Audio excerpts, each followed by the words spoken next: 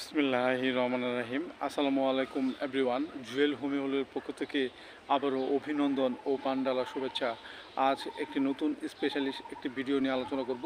ভিডিওটি হলো শীতে চুলকানি রোগের লক্ষণ ও সমাধান। দেখেন এভরিওয়ান, এটি একটি গুরুত্বপূর্ণ একটি ভিডিও।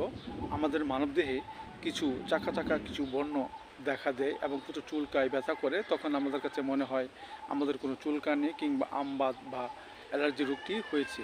ইয়া হওয়ার কারণ হলো আমরা যদি প্রচুর পরিমাণে চিংড়ি মাছ, পুঁটি মাছ, গরুর গোশত খাই ইত্যাদি খাওয়ার ফলে আমাদের মাঝে এই চুলকানি রোগের লক্ষণ দেখা দিতে পারে।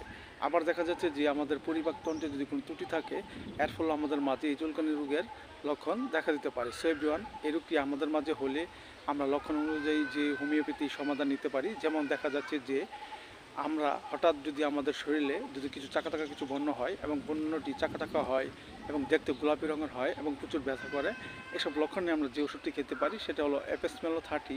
আমরা 2 ফোঁটা করে সকাল বিকাল 2 বার সেবন করতে পারি।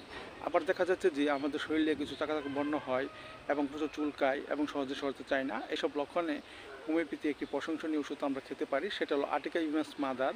আমরা 10 ফোঁটা করে সকাল বিকাল 2 বার সেবন করতে পারি।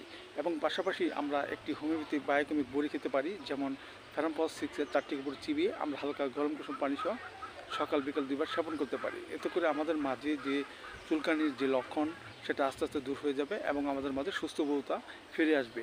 পাশাপাশি আমরা ওষুধ চলাকালীন অবস্থায় আমরা কিছু নিয়ম মেনে চলবো। যেমন দেখা যাচ্ছে যে যেই সব খাবার খেলে আমাদের মাঝে শরীরে চুলকানি দেখা দেয়, যেমন চিংড়ি মাছ, পুঁটি মাছ, গরুর গোশত ইত্যাদি খাবার আমরা পরিহার করব। এতে করে আমাদের মাঝে চুলকানি রোগের যে লক্ষণ সেটা আস্তে আস্তে দূর হয়ে যাবে এবং আমাদের মাঝে সুস্থবোধতা ফিরে আসবে। সো এভরিওয়ান, ভিডিওটি ভালো লাগলে অবশ্যই আপনারা লাইক দিবেন, সাবস্ক্রাইব করবেন এবং আমার এই ভিডিওটি সবাই শেয়ার করে দেবেন। সবাই ভালো থাকেন। আল্লাহ হাফেজ।